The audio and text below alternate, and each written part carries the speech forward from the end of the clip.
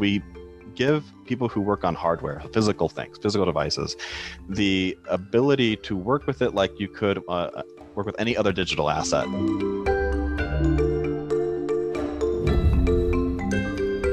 Welcome to UpTech Report. UpTech Report is sponsored by Terraleap. Learn how to leverage the power of video at terraleap.io.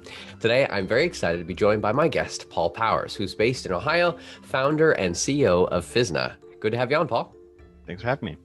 Now, you got two things you're going on right now. You got Fizna and you've also got Thangs, both interrelated. I'm excited to dig into both, but Fizna is a geometric deep learning and 3D search company that searches, compares, and analyzes 3D models. And your focus with that organization is helping enterprise organizations that have a ton of 3D models and needing to be able to understand where are they, how to access it correctly. Did I get that correct? That's a good overview, yes. Okay. And now, but you've also started Thangs, which is basically anyone can jump on and start to utilize that. It's like a fastest growing 3D community, I think is what you said, and the first 3D search engine. Help me understand though, both for Fizna and now Thangs, interesting, THANGS, thangs.com. For both of these, why did you set these up? Like what was the purpose of it? What did you see as the problem with 3D assets and models, and why do we need to search for them? Sure. So actually, Thangs is part of Physna. So Physna owns thangs.com, and we released it as the same technology. It's just a lighter version that everyone can use. So why did we set this up? The initial idea came from the fact that I needed to find models. I'll skip through a whole bunch of my own background because it's a long, complicated one. But long story short was I was working as a patent attorney, and we couldn't find the 3D models that people were using to steal IP. We could find anything else, plagiarism, 2D pictures, whatever. But as soon as it was three-dimensional, forget it. And looked on the market, found some things called geometric search. I got all excited. And so I moved back to America and thought, okay, I was living in Germany at the time. So I'm like, okay, I'm going to start this company up, and found out that all the geometric search tools that I was hearing about and reading about, they did not work. Not well enough anyway. So like you found some stuff, you had the problem, you're like, you needed to search, you found some stuff, but just was not working the way you wanted it to, or you thought it should. So you're like, exactly. I'm going to create my own.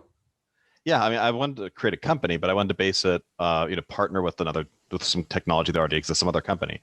And I tried really hard to do that. I tried to figure out how can we make this technology work. And I found out that at the end of the day, it was just how they were viewing data was flat, essentially. So the problem we have in technology, if you think about the evolution of technology, we went from to communicate with you, I have to send someone on a pony with a letter. Then we invented a telegraph, and now it's Morse code now means I can communicate with you instantly. That's what we call Unicode, one-dimensional code.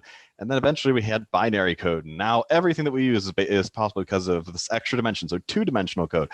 Well, the world's not flat, so the world's three-dimensional. And that the software that existed for geometric search was really trying to look at everything in a flat way, essentially. It's the best way I can describe it. And we realized, no, there's got to be a different approach rooted in mathematics and machine learning. And so we took a totally different approach. Took a long time, a lot of money, but eventually it worked. And we can show how all things are related. Exactly. Now, well, look just like time-wise, just to give some scope here. 2016, you started on this journey. What did that look like, and what kind of the data points of where now you are today? Sure. So started in 2016. Took year or two to even get the technology to really work. I went out to a couple of trade shows telling people, hey, I've got this awesome thing and it finally works now. And it helps solve this problem of your intellectual property being stolen. So you can prevent patent lawsuits or prevent the damage of a patent infringement, essentially. And I found out that nobody cared. They really didn't care about that use case. They were like, I'm really interested in the technology. That what you do is super cool. I don't really care about this whole, patent thing. I mean, we've never really had that problem, but the tech is cool. And so I realized, okay, wrong audience. They've never dealt with this problem before, but they're interested in the tech. So I'll geek out with them a bit. And came back feeling a little bit deflated from that, thinking like, okay, no one really cares about the use case that I thought was going to be this huge thing, but at least not that audience. And then I found out later, though, that we did have a really good product. It wasn't a solution in search of a problem. It was actually a solution to many problems. Because we within a month of that, I had 20 different companies roughly call me back, and we had over 30 different use cases. that for our technology, and they were all over the map. I mean, it would take me this whole call to explain what they were, but everything from quality control to engineering productivity to predicting things in healthcare, like cancer at an earlier stage. To, I mean, you name it, it's all over the place. Inspection automation, things in AR and VR, augmented reality, virtual reality, you name it. So there was a lot of use cases, and we thought, okay, we can't do all that. So it took a while to figure out what to focus on, because everyone said, you're an idiot if you don't focus on this or that. And I said, well, eventually so according to everybody, I'm going to be an idiot no matter what I do, because I have to focus on this one or that one. I'm an idiot if I don't do it. You got to choose something, and then some people will call you an idiot, but who cares? Who cares, right? So eventually decided we would just kind of focus on, it might sound like a broad use case, but it's actually fairly narrow for us. It's people who are creating physical products. So whether it's a plane, a smartphone, a car, it doesn't matter. It all works the same, but we help, essentially, we give people who work on hardware, physical things, physical devices, the ability to work with it like you could work with any other digital asset. So physical items and their designs, we treat them like any other digital asset. What I mean by that is you can search for geometry with geometry, just like you could search for text with text. You see how everything's related. It doesn't have to be a duplicate. It can be this little bit of something that's found in something else, right? Doesn't matter what kind of file format it's in, et cetera. So if you're an engineer, that means that you'll design faster because you're reusing existing parts more. If you're a purchaser or a supplier, it means that you'll be able to find the part you're looking for and alternatives to that part. So you don't order unnecessary parts, and you're also getting the maximum value out of what you have in stock. If you're in warehousing, inventory management, or maintenance, you'll see you can look up what something in front of you is and say, what is this thing? You can describe it, you can measure it, you can take a picture of it or scan it, however you want to search for it. Fizna will find it, and we'll tell you what it is, alternatives to that. If there are multiple part numbers, we'll tell you all the part numbers, and we'll tell you how it can be used. And we'll actually show you, we'll say, look, this is how you can use it on this model. This is, if you use that part, it'll look like this. It'll fit differently, but it will fit, and it will plug that gap or whatever. And it's automated. It's not, there's no metadata there. So it's now, everything I said sounds kind of like, to engineers anyway, to people we work with in that field, because we're dealing with physical things, that sounds like magic in a way, right? But that's actually stuff we've been doing in software for a long time. We just haven't been able to do it with physical things or their designs because they're not flat, right? The world's not, software struggles with it. So that's what we fix. What's the, just to dig a little bit further into the technology, and then we'll take a step back at the use cases and the business model and how you guys are helping other organizations. The ingest process, like, okay, obviously how, as far as Fizna works, folks are using it as they're applying it to their own assets, library of assets, and then they can share access to that library of assets or making it searchable. It's not one giant database that everyone suddenly, that's more things, which we'll get to. But help me understand, like, what's the ingest and what's that process look like to get started, and how does it work? It's really easy. It's just like any process to ingest anything would be, right? You can either upload something in bulk, or we have APIs that'll connect to whatever system you're already using. So it's, if you already have files in a library somewhere of all your 3D assets, you import it, and then it'll understand what those 3D-dimensional sizes are and the shapes, et cetera. So you can search now based on all that. It's a lot easier than it sounds. If you have a system already, it'll integrate with it if you'd like. If you want to replace it, you don't need to. You can do a bulk ingestion. We have our software will identify what kind of files it can work with, and so if you can just point it at something and say, take all the files that you care about in there. And I don't have any organization. I save everything next to each other. What's fine? It'll know what to look for, and it'll take all that. It'll organize it. No manual meta tagging or anything needed.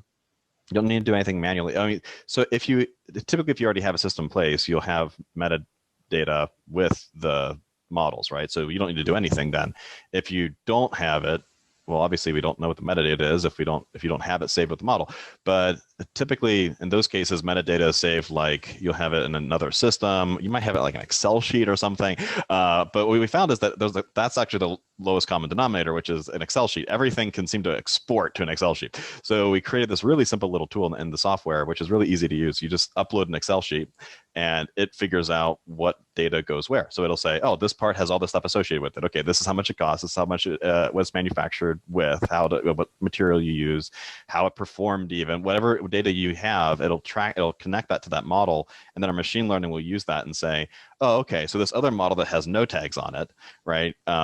It looks very similar to these models. So maybe maybe these attributes are true. And so it actually used to we use machine learning essentially, and eventually it'll figure out, oh, okay, this model is going to suck because it has all the same attributes of all these other models that suck. Or this model is going to be amazing because it looks just like these models that all have the same common denominator, which makes them amazing, right? So it can make those predictions. Obviously, amazing and suck isn't really the most common term you'd use, but I've seen people do it. Yeah. Cost, material, performance, how to manufacture, what setting to use. If it's connected to the geometry in some way, you can predict it, which is really cool. And then use cases, you mentioned to me earlier that the Department of Defense is actually using your this platform. We have one of the rare distinctions of being a technology where we have users that are like 10 years old getting used to a 3D printer for the first time, or they're playing with animation or doing something in 3D. And then you have the Department of Defense using the exact same thing. So everywhere in between, like, what's the addressable market? I'm like, it's kind of wide, but that doesn't mean that we proactively sell to that entire market. It just means that there's a lot of people who can use it. And obviously the 10-year-old would be someone on Thangs. Also, you have people from the Department of Defense using Thangs. So we actually have the largest 3D model repository in the Department of Defense. The reason I can mention them is because that's public, right? That was made public by them. But the rest of our customers are, anywhere from small to very, very large. Actually, surprisingly large percentage of them, our customers are very large. OEMs, so an automotive, car brands, or major suppliers to automotive or aerospace or medical devices. It's actually pretty broad, but we typically focus on, the higher value per design use case when we sell, because obviously the ROI that they'll see is very fast. And so it's really easy to, show them that. But when they're inbound, we have, which most of our leads are, they're everything from consumer packaged goods to apparel to, you name it. I mean, it's really, really broad. That's just because the physical world is broad, right? Yeah. So it makes sense. And now for Fizna, your target market is enterprise. It is the large organizations that just have this mass amount of data that they need to be 3D assets they need to organize. But it's Thangs, that's where you kind of open it up and simplify a light version for anyone to be able to use. Let's dig into that a bit more. Like, why did you set that up, and why would someone want to go on there and use it? We wanted to actually democratize some of this software. A lot of people think that we have some kind of weird evil plan with it. A lot of people like in Reddit communities and stuff will be like, okay, well, what are they doing here? They're a VC-backed company. Sequoia's behind them. What are they trying to do? Are they trying to steal my data? Why are they doing this for free? It's actually a very altruistic reason, to be honest with you. We're letting people use Thanks for free for a couple of reasons. One, the business reason for it is twofold. One, we want people to get used to the idea of using this type of technology, so that when they do, maybe they're a student now, maybe they're a hobbyist, maybe they're a small company, but when they become a bigger company and they need the more powerful tools, then they know the value of that. So then they're more likely to go over to Fizna Enterprise. So it becomes like a lead generation tool of sorts, right? The other reason that we do it is because the 3D market right now, when you hear 3D and technology together, right, you probably think of a very narrow area, like a very narrow niche. You probably think of AR and VR, or you might think of 3D printing or something like that. In reality, 3D is the majority of our economy. The world, very, very, very few things are actually flat. It's just our interpretation of them in text is flat, really. So the value in 3D is significant. And the exposure to 3D right now is niche, but it won't be very long, because when you have augmented reality glasses coming out, when you have Apple Glass coming out, right? I'll just put it this way. If you think about what the world looks like in 20 years, right, what does technology look like? And I ask a lot of people this. Everybody comes back with a slightly different answer, but they all have one thing in common. That is, no one thinks that we're going to be on a flat rectangle pushing buttons, right? And 20 years from now, that's still how we're going to interact with technology. Everybody assumes, because it would be very valuable if it did this, that technology will be more immersive, more, instead of input for output, it's output based on your situational circumstance.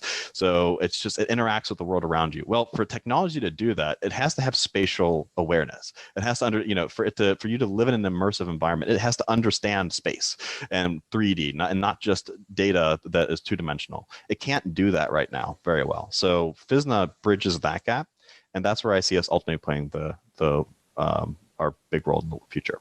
I like the vision that you paint of this interaction of where it will be. For the more immediate future, what are some of the use cases? Is it effectively for people that just want to search for 3D assets to be able to upload and track their own assets and be able to search through it? So it's a couple different groups. So so Thangs is like a Google plus a GitHub for 3D, right? So if you're an engineer, or let's say that you're a 3D printer. Okay, so we'll stick with a simple use case. You're a hobbyist. You're trying to find a model, maybe 3D printing, AR, whatever your use case is.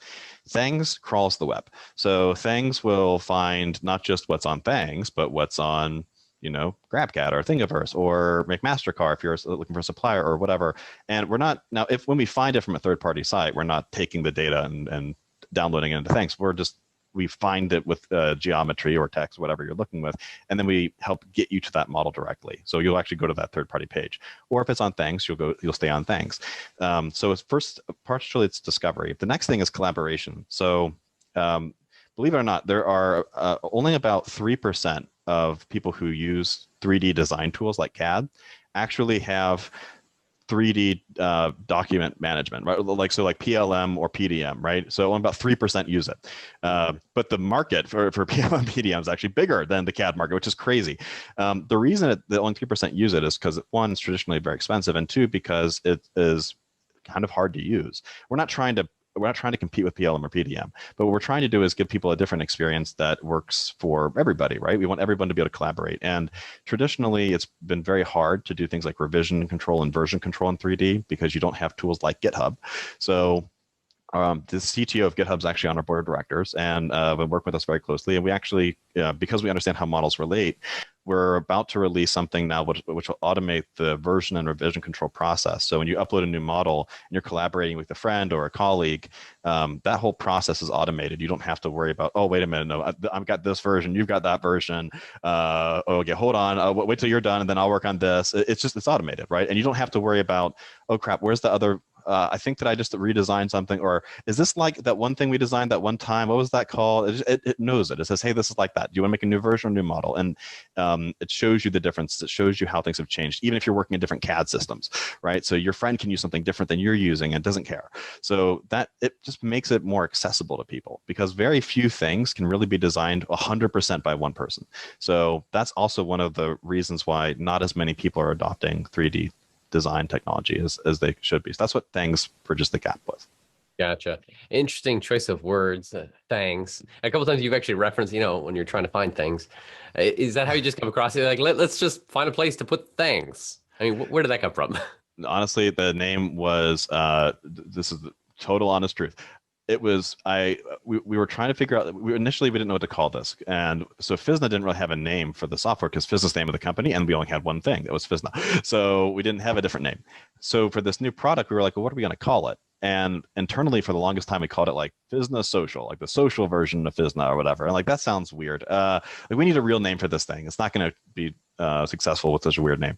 So I put together a list of ideas and as a joke, not meant seriously at all, right? Just to have a little bit of levity to the board meeting when we were going to be going over the ideas, I wrote down Thanks. And everybody loved it. And they were like, oh my God, that's the perfect name. We should absolutely use Thanks. And I thought they were kidding at first. And I'm like, I don't really know about that. It's a little bit it's not very serious. And I looked up the URL and it was for sale. And we kind of looked through the rest. And we did a pro and con evaluation. We did this big evaluation on the different name ideas and other alternatives. And we realized, you know what, actually, Thangs works. It makes sense. That's the only reason. It started as a joke, and then we're like, it works though. It makes sense, and it's easy to remember and spell. So let's just stick with it. You rolled with it. Yeah, we rolled with it. I mean, it's from there. Right now, I can say it with a straight face. It took me a while to get there. For a little while, you're like, thanks. Yeah, exactly. It took me a bit. Now, how long has things been online and been using? 6 months-ish, give or take. So we started it in like late August of last year, so 6-7 months. Now, do you see competition? What does that look like, and how are you planning on differentiating and moving forward? I mean, there are other sites where you can find models, right? So if you're just looking to go to a site where you can download a 3D model, then yeah, there's competition. But to prove that we don't think of it that way, we will send you to that site, right? So when you go to Thanks and you search for something, right? A lot of people say, well, you got to differentiate from Thingiverse or GrabCAD. It's like, no, we don't. We're not Thingiverse or GrabCAD. In fact, if you search for something and Thingiverse or GrabCAD has a better result than we do, we'll say, go there. Here's the result. If you click on it, it will take you to that website, right? So we're not trying to be them. What we're trying to do is we're trying to make it easier to work and collaborate in 3D. That's really it. And we want people to get used to this, what we've developed in terms of software. Like this, we want to make what we've created a standard, so that when they become professionals, or when their company becomes large, or just when it makes sense to do so, they say, hey, maybe I should get the enterprise version of this. And which is Fizna. Right. And we're also just trying to expand the market. We want more people to go into 3D. And so we're not trying to become a Thingiverse or a GrabCAD. It's a totally different end goal in mind. But if you first look at it, it might look relevant. It might look similar, but it's not. You have the backing of some good venture-backed companies, so that you have the resources to be able to think a little bit bigger and longer term, but it's the balancing of immediate needs with longer vision. How do you balance those two things? That's probably the hardest thing in the company, right? So I told you we got to 30 use cases after like that first month.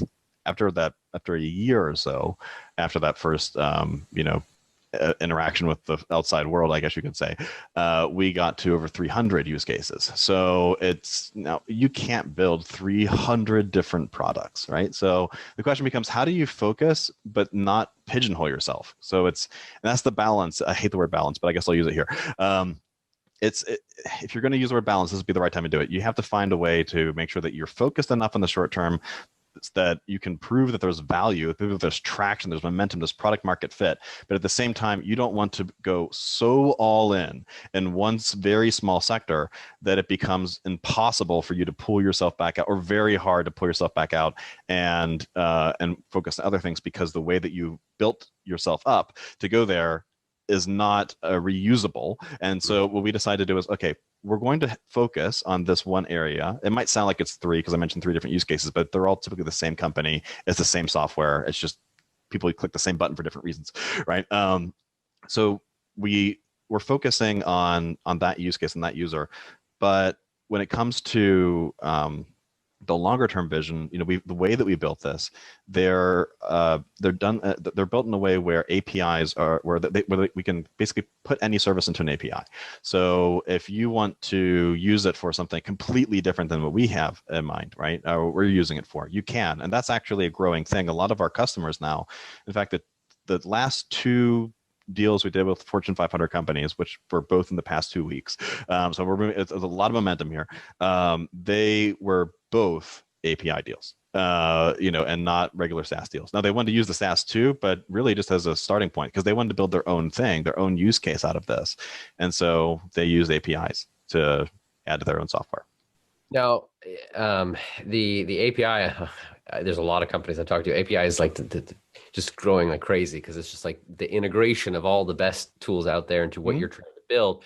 Help me understand. Okay, let's look at your root technology. Is it the machine learning algorithms that you built to be able to look at an image and be able to pull out, okay, well, what are the 3D dimensions, et cetera? Like, what's your sweet sauce that you can share that truly is Fizna and what you have? So the secret sauce of Fizna is a series of algorithms supplemented by machine learning that is a very proprietary, very specific way, a very fine-tuned way of taking any 3-dimensional data, so something from the physical world that you've scanned or imaged or whatever, or something that's digital and 3D, normalizing that data. In other words, making it all the same as far as the computer's concerned, the algorithm's concerned, and then relating it. And not just this thing looks like that thing, but hey, this one thing was found. Like the way I can explain Fizna the best, and we actually have a demo of us doing exactly this, which is really fun. It was a lot of fun doing this. Take a vase and shatter it into 1,000,000 pieces, right? And then take those 1,000,000 pieces, whatever the number of pieces, doesn't have to be, but whatever, just shatter however you want. Fizna will actually rebuild it. It will say, hey, so basically, let's say I take 2 vases. One, I shatter into 1,000,000,000 parts. The other one, I just leave on the shelf, right? And then let's say I have both of those as digital assets. So I can take the vase and say, what goes in here? And it'll take every single shard of glass from the other identical vase and say, this is how that goes back together. That you can take these shards and put them together like this, and it'll make that vase. Or I can take one of those shards and say, what are you? What do you do? And it'll say, hey, I belong to this vase, and this is where I go, right here. And so, and there's no like parent-child relationship. There's no metadata. It's purely geometry. It's purely mathematics. But because we can do that, our machine learning is crazy powerful. So, you know, we don't have to actually use we use the latest and greatest of everything, like especially machine learning, but we don't have to have like a secret sauce on, you know, how to build a neural network or whatever. Like the way that we build machine learning is best of class, but it's standard right now, right? It's not like we are working on some stuff that is pretty unique, but in general, it's been standard. But we can use it's the way that we take that data in that allows us to make predictions. We actually calculated it. So if you were just to take raw 3D data and say, I want to make predictions about you, first of all, you'd only have a subset of predictions you could make. You wouldn't be able to predict all the things that we can predict. We can predict some basic things, right? What something is maybe. But even then, we get to the confidence level of what is what 10,000 times faster than if you used base 3D data without the process that we put everything through. And you've normalized the data that you're able to then. So it's far faster and far more and much more accurate. And then also we can make many more types of predictions than you could ever make otherwise. If you use 2D pictures, which is how almost everything works in computer vision right now, it's still 2D, right? So there it's 100,000 times. So it's 4 orders of magnitude time versus other 3D, 5 orders of magnitude versus 2D. And so one of the things that a lot of our customers are using right now, we just built this tool that allows you to take a picture of something and know what it is. Well, other people I mentioned that to are like, you didn't invent that. We've had that forever. Computer vision, part identification, that's not really new. I'm gonna say, yeah, you're right, it's not. But try us versus anything else. So like, it's crazy how much more accurate it gets. If you take a picture of something, or even a group of things or whatever, and you search it against Fizna, it will tell you, assuming that your environment's tested correctly, it's trained correctly, you have the right data in there, et cetera. But, all that being assumed, you will, it'll tell you this part is this exact thing, not a category of things, right? So traditionally it'll say like, oh, that right there is a bolt. And you're like, oh, thanks, had no idea. Okay, thank God I had this vision API. But we'll tell you that's this bolt. And by the way, it's also sold as this other bolt. And you can, and by the way, where does that bolt go? You can use it here. I know it goes in your lawnmower. I know that's where the part number is associated, but it'll also work on your car. So if your car breaks down, take the damn thing off your lawnmower and fix your car. Oh, honestly, I had a similar situation. I had a screw, right? And I had to find another screw just like it. You would have the ability to scan this and tell me exactly another type of screw that would fit, or you could even like scan a spot where it needs something and say what screw or bolt or whatever would fit in here. Yeah. So you would be able to take, so if you wouldn't even have to do a scan for the bolt, you just take a picture of it and, and we'd say, this is where it goes. This is what to do with it. Think of it. And then it's how parts fit together is really cool because it's shown in 3D, but it's very simple. You don't need a background in 3D to use it. In fact, I would say only maybe 1 in 5 Fizna users is an engineer. The rest of them are people who are maintenance personnel, field workers. They're working in procurement and supply chain. We save on average 40% of procurement costs because of how much waste is in procurement because of duplicate parts. So most people aren't engineers, but if you are an engineer, we'll make you several times more productive than you were before. Could you imagine yourself applying this, or maybe is it just an API to someone else who's doing this or would do this, where using AR goggles or whatever, they're in a worker's doing something and then they're like, I need a part for this. And it's being able to immediately bring in, show, oh, this is the part you need, et cetera. We have something coming out very soon that'll do that is exactly for that. It'll take all 3D data globally and make it available in AR. So you'll be able to take whatever 3D data exists or that you've put together, scanned, whatever, it'll work in AR and it'll also match in that way. So, one of the things that is cool about having 3D matching technology, we talk about AR, right? Traditionally, when we had AR glasses and stuff, they had cameras in the front of them. And that's a big reason why they're not very popular because no one likes the idea of a creepy camera aim at everybody all the time, right? So that's kind of a no-go. But that's a problem because if you want Apple glasses to be able to put things into your environment, they need to know what the environment looks like. So how do they do that? Well, you might have noticed that they've released LiDAR on the last iPhone, right? And that's going to become a standard moving forward. And why did they do that? Well, yeah, maybe it's fun to scan things, but it's also really for AR. And but there's a problem with that, right? LiDAR doesn't pick up color, and LiDAR just picks up depth, essentially. It's a depth sensing thing. So all you're going to see is this like vague, think of it like being a bat. You're going to get like echolocation feedback is what you're going to get, right? So how does it know what anything is? You're literally as blind as a bat, or your glasses are. So it can tell you where to put something, but it doesn't know anything is in your environment. Well, because we don't need 2D, we can use 3D, right? That depth information is plenty. So you'll be able to, a couple of years when these become popular, that API become a big deal because it'll say, hey, I can wear these glasses, and without having a camera, we'll be able to tell you that's what this is. That's this. That's this. This is a banana. This is whatever. Just because of the geometry. Mass will rule all. It does. Exactly. That's amazing. Now, curious for you guys, this is an exciting time. I mean, you've been developing the last 4 or 5 years, but it's now just in this past year or two that the acceleration, its application, and both Fizna and things for open use. What can you share as far as that? You already shared a little bit there for the AR, but what's on the roadmap? Like, where are you headed, and exciting opportunities that you would want others to know about? There's a lot. I mean, so in addition to adding that, we have this geometric GitHub thing I mentioned coming out pretty soon. We're going to have a lot more data and things in the near future than we have now. We add so fast. If you a lot of people when they talk about development timelines, they're shocked at how fast things actually changes. Like if you go into things 1 week and go the next week and then go the next, like if you even daily, we have releases on every other day kind of base, or I don't know if it changes a little bit, but like it's constant. It's constantly changing. It's constantly improving, and it's evolving in a very, very quick manner, and largely off feedback. We actually have a really prominent feedback button on the site, and we get tons of people clicking on that and saying, sometimes they're just thanking us, saying, hey, I love this thing.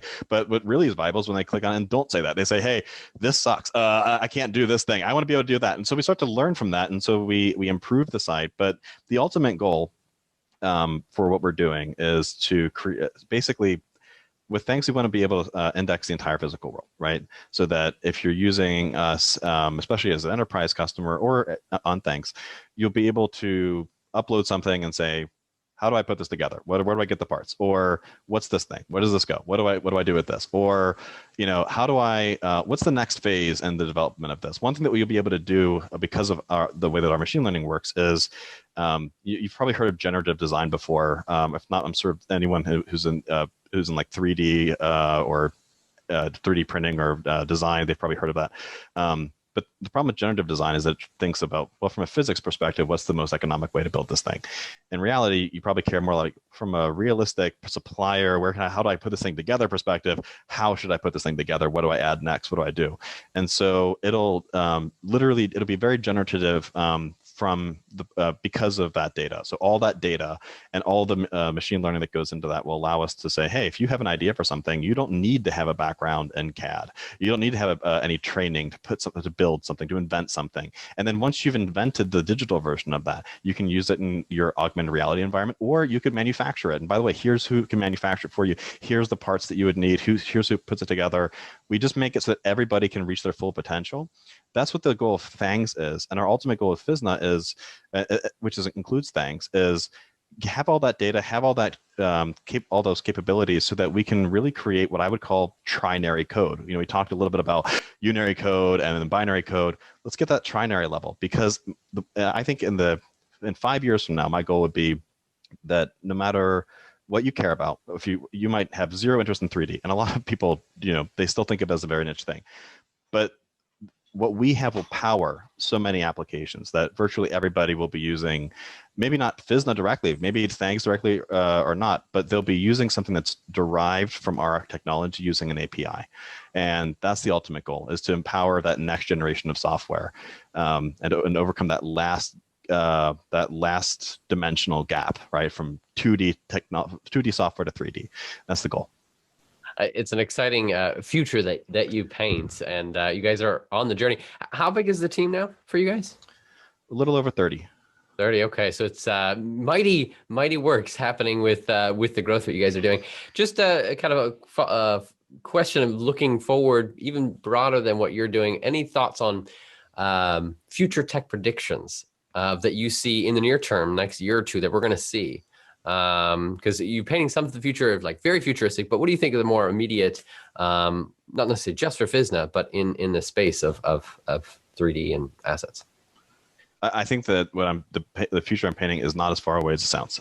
If you look at, I mean, we already have most of the hardware and software technology now needed for that next step. So Fizna is really empowering I think Fizna is the key to the software side.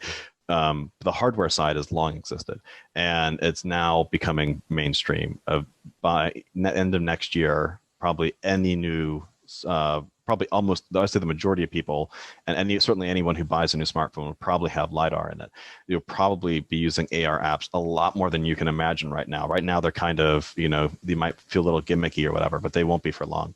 I'm not here to say that tomorrow we're all going to be living in this futuristic world where we're going to walk around and everything's going to interact with us, but the beginning of that is not far away. And so the picture that I'm painting, where people are using this to build applications for new reasons, where you have 3D code being used in a mainstream way, and you have AR or something similar, right, starting to become more part of your everyday life.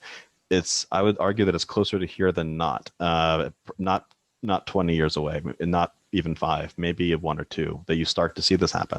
And I think that's the biggest area of development in technology. It's kind of like, and the reason I say that is because it's hard to see it right now. But if you look at all the different components, they're all there, and it's a perfect storm. It's a lot like when the iPhone was about to come out, right? At that time, you couldn't say, if someone said, oh, and I guarantee you in a year or two, everyone's going to have a phone that's going to do, you can trade stocks on it, you do live video with anybody in the world, all this other fun stuff. People would be like, you're crazy. Like, no, I've got the greatest BlackBerry, and it's far from being able to do that. But it happened, right? Right before the internet, you didn't think that you'd be able to do like anything though compared to what we're doing right now. I mean, all this technology happens and it's not always gradual, right? It's not always, sometimes it happens in leaps, and it's about predicting that leap that I think is important, not so much based on the current trajectory where we're going to be later, because technology does not progress linearly at all. So I think that the leap is coming very soon, within the next year or two. There's another interview I did with a fellow on the concept of spatial web and like the next version of the web and being able to understand where 3D assets are in your in a physical world as well as digital, and you painting the same picture and saying it's coming, it's here. We better be ready for it. I love it. Last, just kind of a question for you, Paul, of just as an individual, are there any books or podcasts or sites that you read a lot and would recommend, podcasts or that you get insight and could share? A lot of them, but I think that off the top of my head, one that's most current and therefore on the top of my head for me is, yesterday I just got a book from someone named Elad Gil, who's very well known in the Valley, and he totally to my surprise sent me over a hard copy version of his book, which is called High Growth Handbook, the High Growth Handbook, and it's fantastic. So if you're a startup entrepreneur, especially if you're already VC funded and have a little bit of traction, I haven't read the whole thing, but I've read, because I just got it, but I read the first chapter, about the first 60 or so pages, and it's a really, really good read. It has a lot of great interviews in it. So if you're into that kind of thing, that's what I recommend checking out. Love it. Well, thank you so much, Paul, for sharing what you're doing at Fizna as well as Thangs.